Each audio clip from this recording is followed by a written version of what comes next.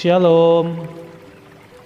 Selamat pagi Bapak Ibu Jemaat kekasih Tuhan. Selamat berjumpa kembali dalam santapan rohani kita, edisi Jumat tanggal 21 Oktober 2022. Bagaimana kabar kita sekalian hari ini?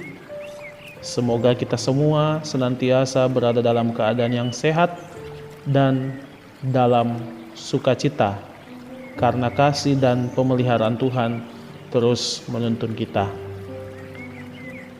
Kita akan membaca dan merenungkan kebenaran firman Tuhan di pagi hari ini.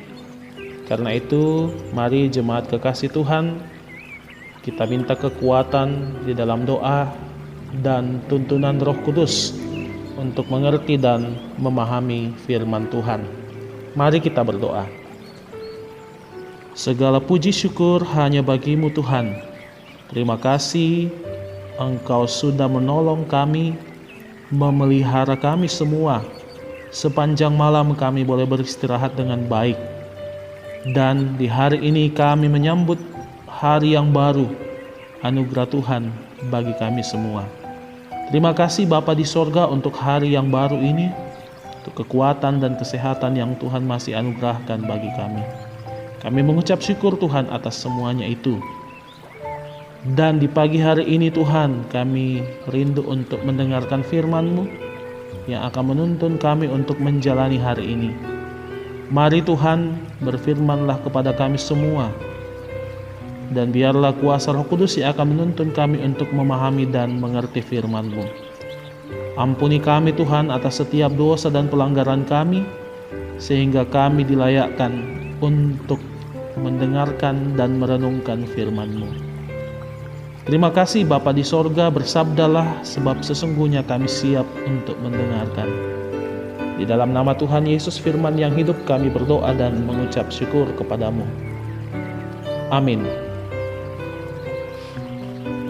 Bapak Ibu Saudara-saudara jemaat kekasih Tuhan, pembacaan firman Tuhan pada pagi hari ini terambil dari 2 Timotius pasal 3 ayat yang ke-10 hingga ayat yang ke-17. Surat 2 Timotius pasal 3 ayat 10 hingga ayat yang ke-17. Firman Tuhan berbunyi demikian.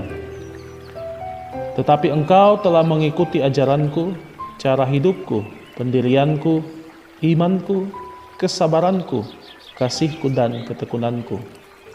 Engkau telah ikut menderita penganiayaan dan sengsara, seperti yang telah kuderita di Antiokhia dan di Ikonium dan di Listra. Semua penganiayaan itu kuderita dan Tuhan telah melepaskan aku daripadanya. Memang setiap orang yang mau hidup beribadah di dalam Kristus Yesus akan menderita aniaya. Sedangkan orang jahat dan penipu akan bertambah jahat. Mereka menyesatkan dan disesatkan. Tetapi hendaklah engkau tetap berpegang pada kebenaran yang telah engkau terima dan engkau yakini, dengan selalu mengingat orang yang telah mengajarkannya kepadamu. Ingatlah juga bahwa dari kecil engkau sudah mengenal kitab suci yang dapat memberi hikmat kepadamu dan menuntun engkau kepada keselamatan oleh iman kepada Kristus Yesus. Segala tulisan yang diilhamkan Allah memang bermanfaat untuk mengajar, untuk menyatakan kesalahan, untuk memperbaiki kelakuan, dan untuk mendidik orang dalam kebenaran. Dengan demikian tiap-tiap manusia kepunyaan Allah diperlengkapi untuk setiap perbuatan baik. Amin. Demikian firman Tuhan. Berbahagialah kita yang senantiasa mendengarkan firman Tuhan dan bertumbuh di dalam Taurat Tuhan. Bapak Ibu Saudara-saudara sidang jemaat kekasih Tuhan, melalui pembacaan kita pada pagi hari ini kita dituntun oleh satu tema, lewat jalan ini. Iate tulalan sipatu miola. Jemaat kekasih Tuhan, kalau kita memperhatikan perikop sebelumnya, yaitu di pasal 3 ayat 1 sampai 9. Di situ Rasul Paulus memperingatkan Timotius tentang masa yang akan dialami oleh orang-orang percaya. Maka pada bagian ini Rasul Paulus menunjukkan berbagai jalan keluar yang bisa ditempuh untuk keluar dari masa-masa sulit itu.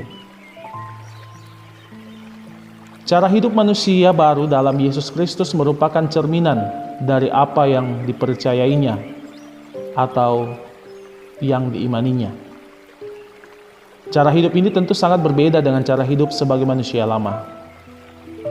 Godaan-godaan untuk kembali hidup sebagai manusia lama terus mengikuti manusia baru dalam Yesus Kristus.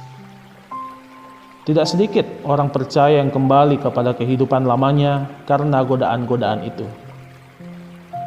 Dalam pembacaan kita pada saat ini, Rasul Paulus menegaskan bahwa memang orang yang mau hidup beribadah kepada Kristus Yesus akan menderita aniaya di ayat yang ke-12.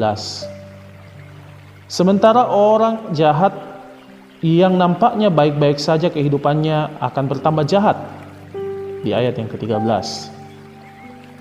Tanpa sadar bahwa mereka sedang berjalan menuju kebinasaan yang kekal.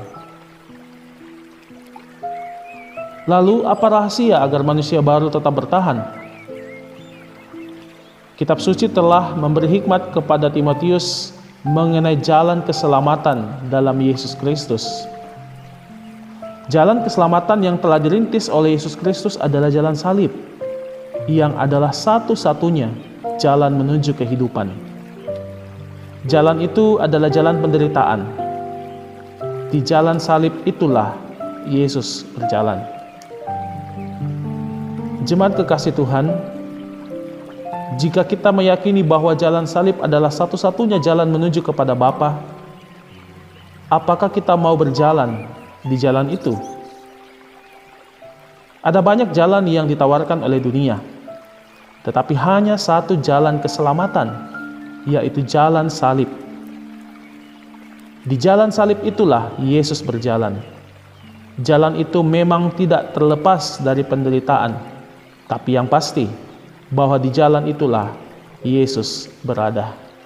Karena itu, mari kita lewat jalan ini, yaitu jalan salib, di mana Yesus berada. Amin.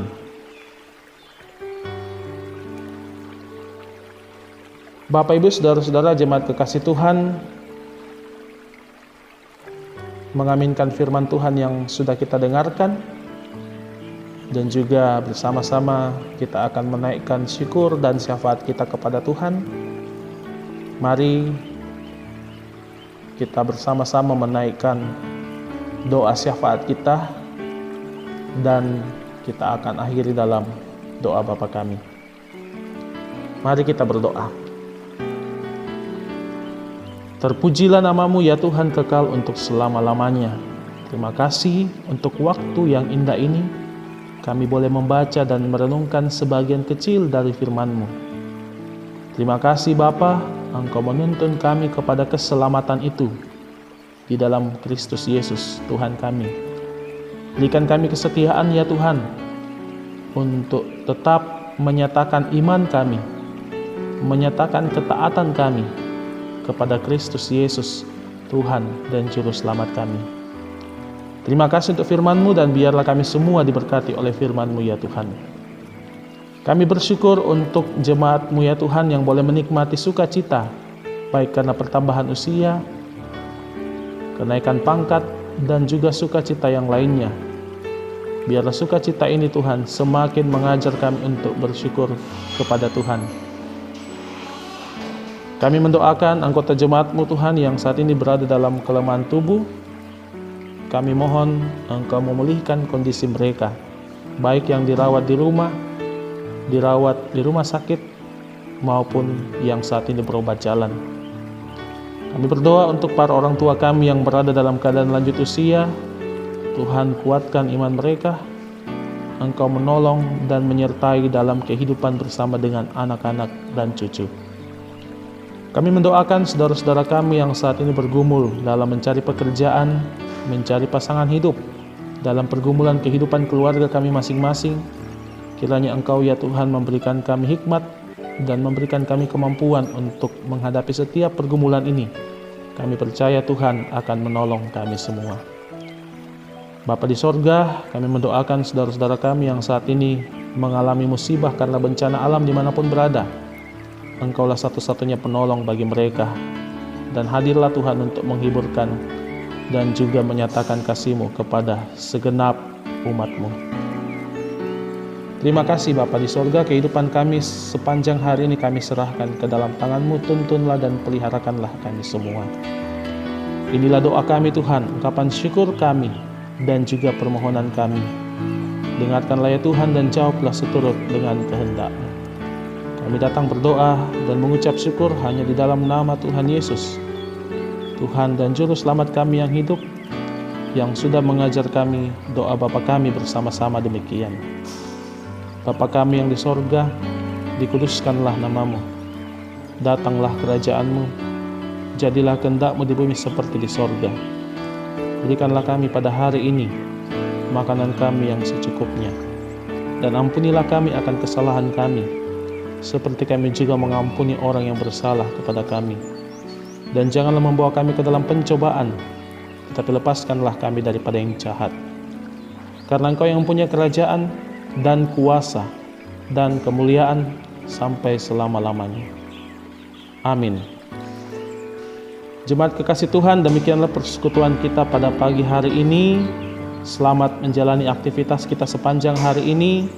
Tetap semangat dan Tuhan memberkati kita. Shalom.